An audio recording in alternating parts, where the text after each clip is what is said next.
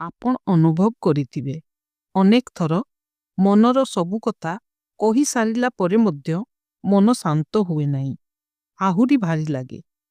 କେବେ କେବେ ତ ଏମିତି ମନେ ହୁଏ ହେସ୍ କିଛି କହିନଥାନ୍ତି, ଭଲ ହୋଇଥାନ୍ତା।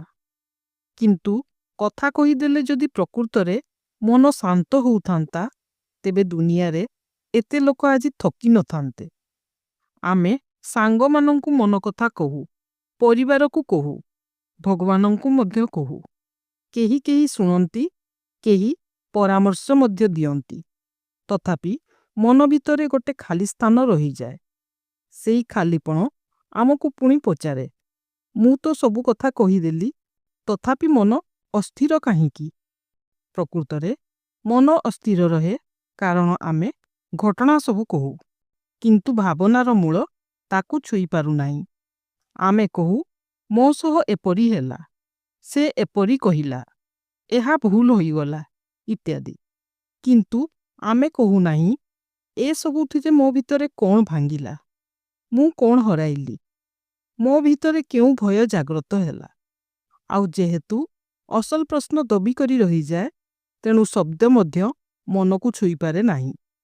ତାହେଲେ ବର୍ତ୍ତମାନ ପ୍ରଶ୍ନ ଉଠୁଛି, କାହିଁକି ଆମେ ପ୍ରକୃତ କଥା କହିପାରୁନାହିଁ? କାରଣ ହେଲା, ସତ କଥା କହିବା ସହଜ ନୁହେଁ। ସତ କଥା କହିବା ମାନେ ଆମେ ମାନି ନେଉଛୁ, ମୁଁ ଭାଙ୍ଗି ଯାଇଛି, ମୁଁ ଦୁର୍ବଳ, ମୁଁ ହର୍ଟ ହେଇଛି। ସାନବେଳୁ ଆମେ ଶିଖିଛୁ, ଦୃଢ଼ ହୁଅ, ସବୁ ସହିନିଅ, ଭାଙ୍ଗିବା ଠିକ୍ ନୁହେଁ। ତେଣୁ ଆମେ ଦୁଃଖକୁ ମଧ୍ୟ ବୁଝେଇବାକୁ ଆରମ୍ଭ କରିଦେଉ, ଅନୁଭବ କରିବା ପରିବର୍ତ୍ତେ।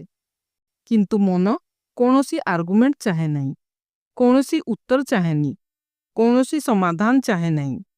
ମନ କେବଳ ଏତିକି ଚାହେଁ, କେହି ତାକୁ ଠିକ୍ କରିବା ପରିବର୍ତ୍ତେ କିଛି ସମୟ ଶାନ୍ତ ହୋଇ ଶୁଣୁ।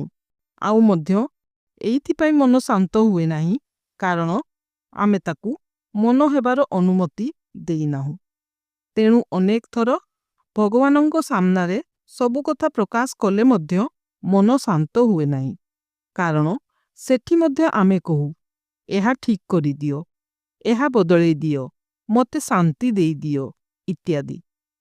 କିନ୍ତୁ ଶାନ୍ତି ମାଗିଲେ ଆସେ ନାହିଁ। ନୀରବ ରହିଲେ, ଶାନ୍ତ ରହିଲେ, ସ୍ଥିରତା ଆସିଲେ ଶାନ୍ତି ଆସେ। ଯଦି ଆଜି ମନ କଥା ସବୁ ପ୍ରକାଶ କରିଦେଲା ପରେ ମଧ୍ୟ ମନ ଶାନ୍ତ ହୋଇପାରୁନାହିଁ, ତେବେ ଏହା ଆଦୌ ନୁହେଁ ଯେ ଆପଣ ଭୁଲ।